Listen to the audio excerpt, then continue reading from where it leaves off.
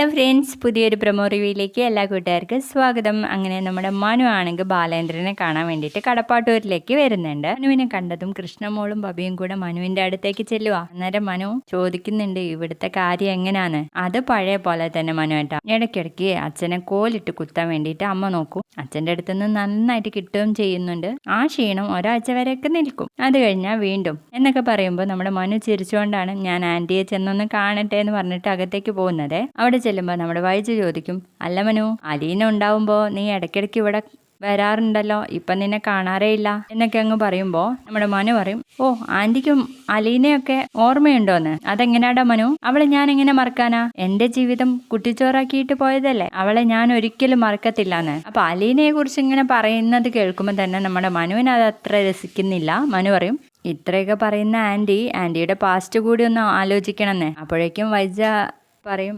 എൻ്റെ പാസ്റ്റിന് എന്നെ പറ്റി? നീ എന്താ മനു ഓരോന്ന് മനസ്സിൽ വെച്ച് പറയുന്നത് പോലെ?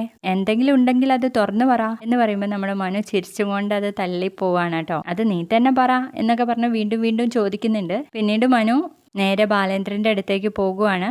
അങ്കിൾ ഇന്ന് പോയിട്ടില്ലേ എന്ന് ചോദിക്കുമ്പോഴേക്കും നമ്മുടെ ബാലേന്ദ്രൻ പറയും, ഞാൻ എന്തായാലും പോകുമ്പോൾ ഒരു ബോംബ് പൊട്ടിച്ചിട്ടേ പോകത്തുള്ളൂ. അതൊക്കെ കേട്ട് കഴിഞ്ഞ് നമ്മുടെ മനു അങ്ങ് പോയി കഴിയുമ്പോൾ നമ്മുടെ വൈജയന്തി ആകെ ടെൻഷൻ അടിച്ച് നിൽക്കുക കേട്ടോ. അത്രയും കാണിച്ചുകൊണ്ടാണ് ഇന്നത്തെ പ്രൊമോ കഴിഞ്ഞിട്ടുള്ളത്.